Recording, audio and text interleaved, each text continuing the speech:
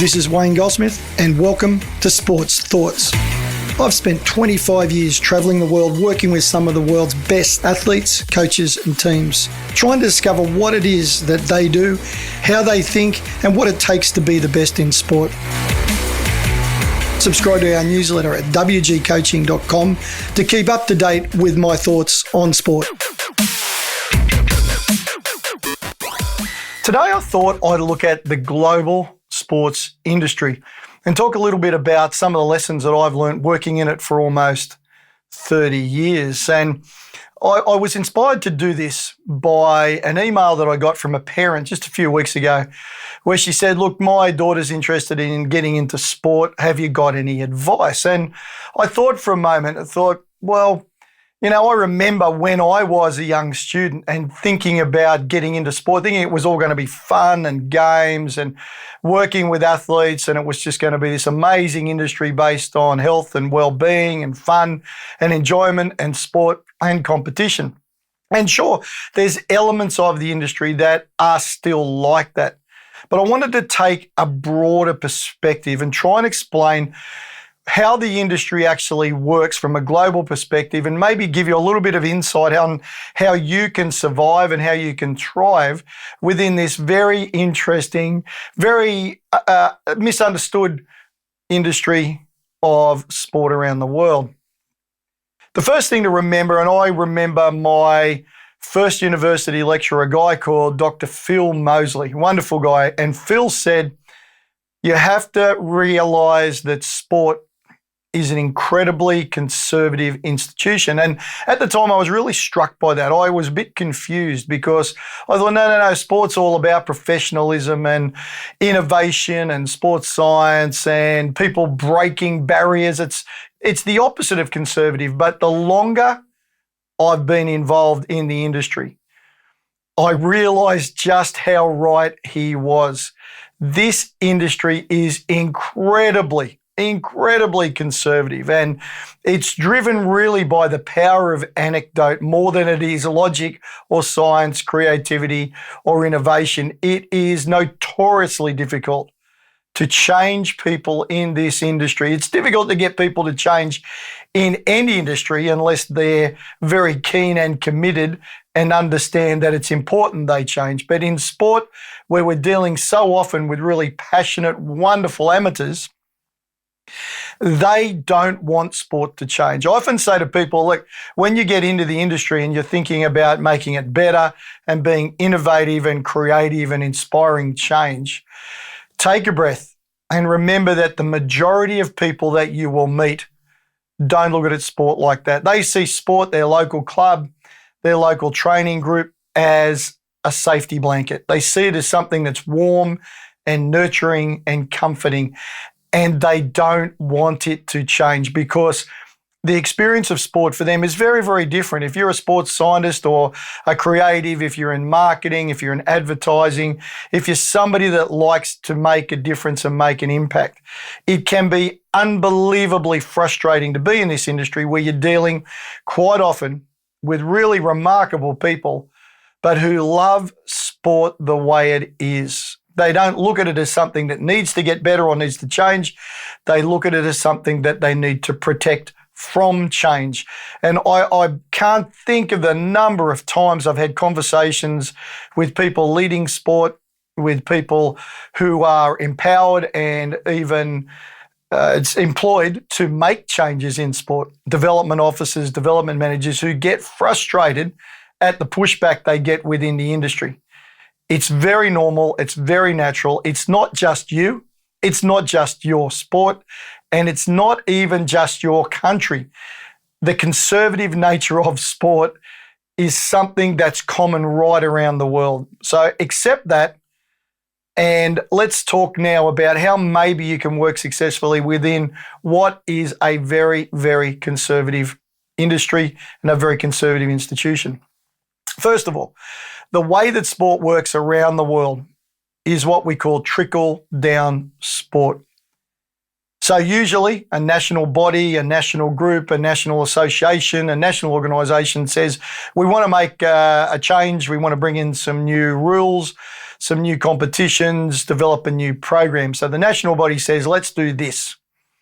Then they generally bring in what they call their stakeholders, so people from clubs or states or representative bodies, and bring them all together and say, we've decided that we've got this great new idea and it's going to be called super duper mega football, and it's going to increase participation, improve performance, improve communication, whatever it might be. And they bring everybody down and they say, there's some funding for this program, and if you want access to the program, you need to follow our guidelines, our instructions, our policies, and implement this program on our behalf. And so if it's a national body, it's then a state or a regional body, then adopt it.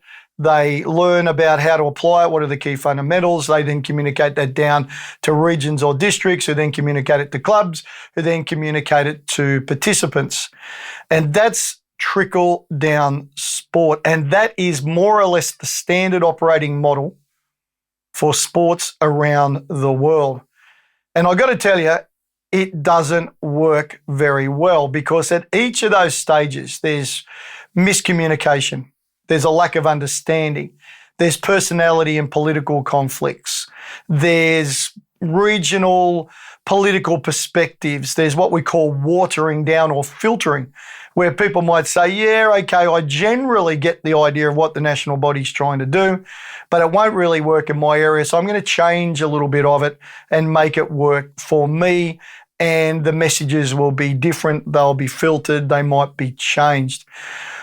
So trickle down sport is more or less the way sport is operated on right around the world, but it doesn't work very well. The second thing about the global sports industry is we are notoriously bad at walking in the shoes of other people. And I'll give you a great example. I've worked with international federations. I've worked with national federations, national governing bodies, national sporting organisations. We call them something slightly different in different nations. I've worked with state associations. I've worked with district and regional associations, and I've absolutely worked a lot with little clubs, little regional and local clubs, and I've worked with athletes, coaches, parents, and club level administrators. At each stage of sport, international to national to state, regional to district to club and to the individual, we're incapable for the most part of walking in the shoes of the other person. And this is probably the best example I can give. Quite often, an international federation will say, the problem with the national bodies around the world is they don't get the global perspective and they only act in their own national interest. Then when you go to work with the national federations will say, God, the biggest frustration we've got is the international federation doesn't understand us and our specific needs. And secondly, the states and the regional bodies aren't capable of seeing the big national picture. Then you go and work with the states or the regions. They will say, well, the national body doesn't get us. They don't understand our state or our region. And not only that, it's the districts and the clubs that won't work in the interest of the state, and so on and so on and so on. And it's the inability of people working at the different levels of sport to step out and walk in the shoes of others, either up the chain or down the chain from them, and go, what is it that they need? How can I understand that better? Where does this fit, not just in my life, but how does it fit in their lives? And that again is a global way that sport does what it does. We don't sit outside ourselves and consider walking in the shoes of other people and understanding their perspectives. The third thing I see about the industry around the world is we are compulsive copiers.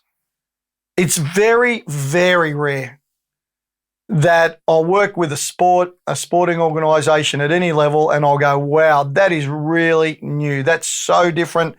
You've created that. It's innovative. You're making an incredible difference because you're doing something new and radically different to what everybody else is doing. For the most part, sport is based on copying what other people are doing. And it's very, very common. For example, that a sporting club in one nation, when they've achieved a level of success, but they're looking for new ideas, will travel to another state, to another country, even visiting another sport, and ask them what they're doing and then copy what they're already doing. Sport generally doesn't take a lot of risks. If you remember earlier, I talked about the inherent nature of sport being conservative. Well, that nature is expressed through this, that we are routinely, compulsively copiers of what other people are already doing. And that largely doesn't work. There's a phrase that I love, which is you cannot replicate a system, a program, and an idea that's been created in the context of another place and make it work as well in your own context. So if you're in soccer, if you're in football, for example, in one part of the world, and you travel to go and see how Barcelona do it or how Arsenal or Liverpool do it, if you travel to another part of the world and say, wow, they're the best, this is what they do, therefore if we copy them, we will be the best, and you try and apply it back in New Zealand or Asia or South America, for the most part, it doesn't work. The line I like to use, guys, is copying kills. Copying kills. It's innovation, creativity, passion, and doing things that work for you that really make the difference. The fourth thing about the global sporting environment, the global sports industry, it is heavily political. I can't count the number of times when I've had conversations with people around the world and saying, Wayne, you don't understand the politics here. The politics are really complicated. There's someone who's been in power for 30 years who acts in their own interest and only wants to keep their political power. The message I've got for those of you involved in sport is get used to it. The nature of power and money is that people who have power and money want to keep power and money. It's human nature. It's very, very common. And all sports are political. Every sport at every level that I've ever dealt with, be it local level football or swimming or international federations, at every stage and at every sport that I've worked with around the world, politics is key. The challenge for you is, though, particularly if you're a coach or if you're in a technical area, if you're an athlete, don't allow the politics to dominate your thinking or your practice. Be aware of it. Be aware that not everybody will love you. Be aware of the fact that some people will deliberately put obstacles in your way.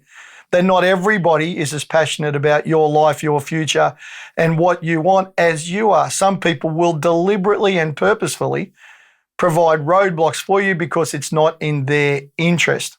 However, in spite of the heavily political environment that is global sport, people still win gold medals. People still win premierships. People still break world records.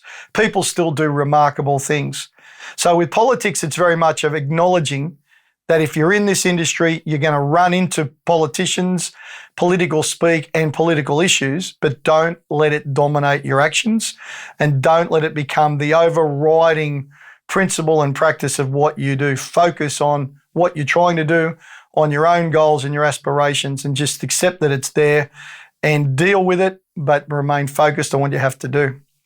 And the final thing that I run into around the world that I think is something that happens in sport everywhere is what we call the consensus myth.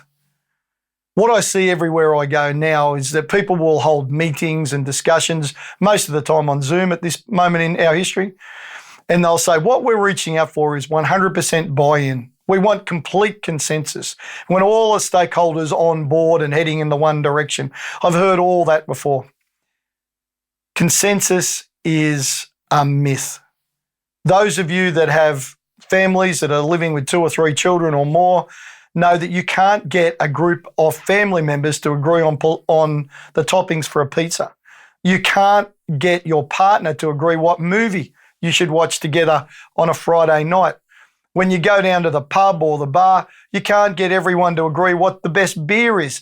How are you going to get 200 people stretched across your country or spread across your state or right around your club room and say, we're aiming to get everybody together, everybody thinking and acting the same way, everybody to come to a consensus of doing and saying and thinking the same thing. You can't even do it with the people you love and the people who love you in your own home.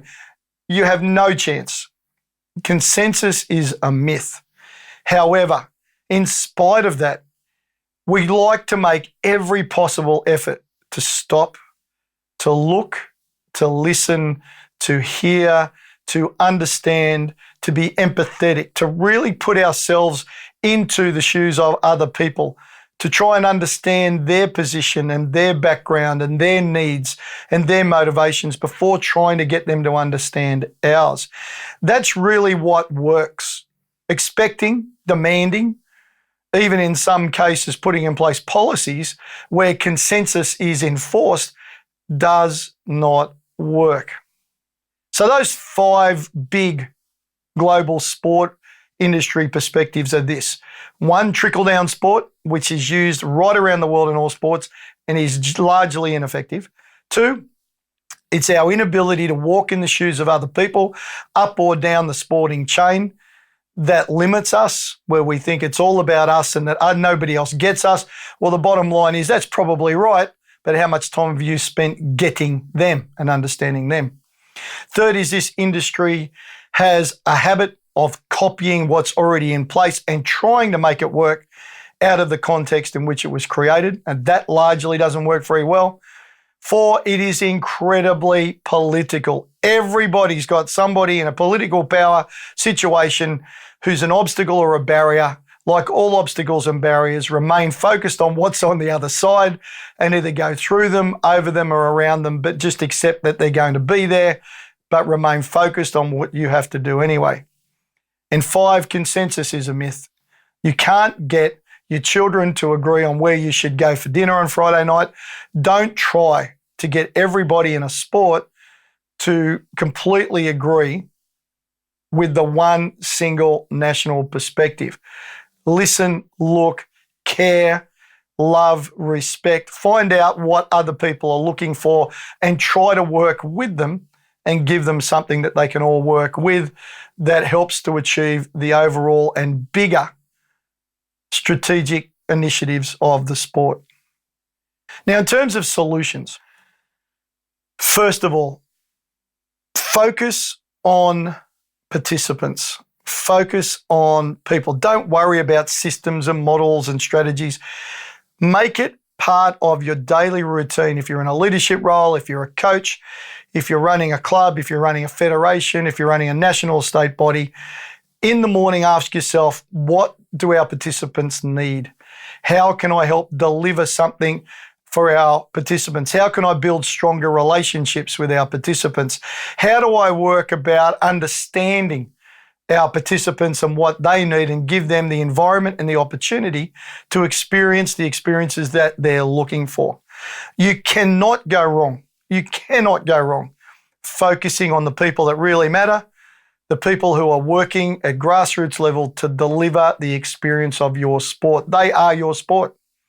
So rather than getting too tied up in national consensus programs and national initiatives and worrying about too much about structures and systems and plans and programs, always keep in the back of your mind, or really in the front of your mind, how do I focus on providing better experiences for all participants in my sport today?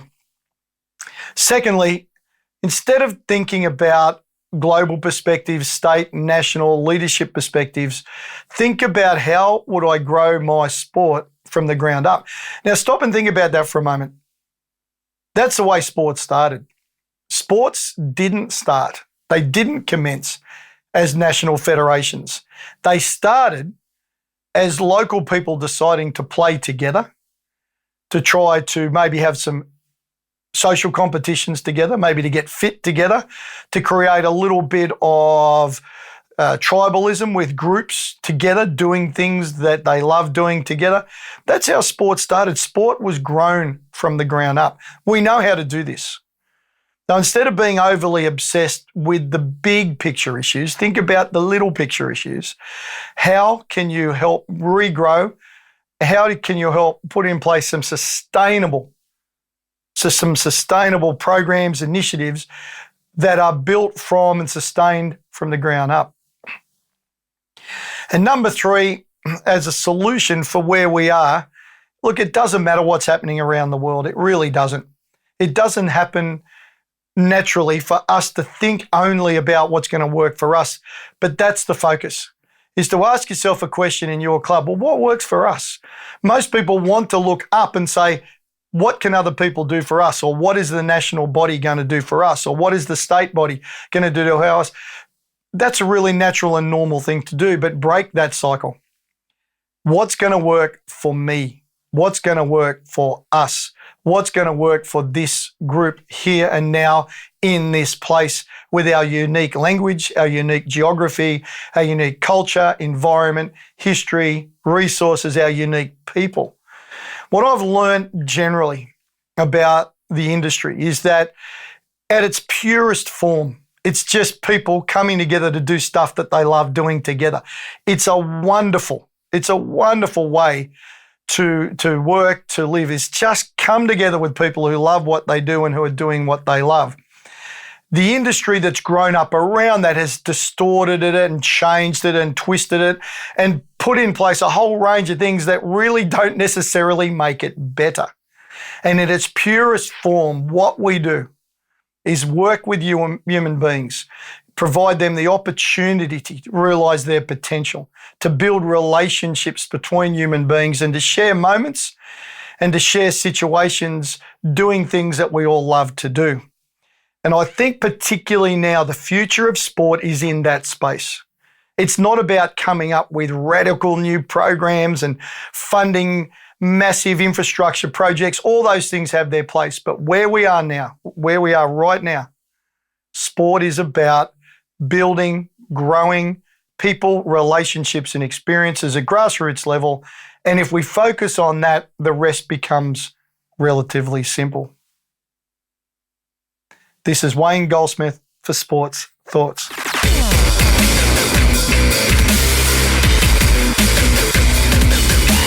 Thanks for listening.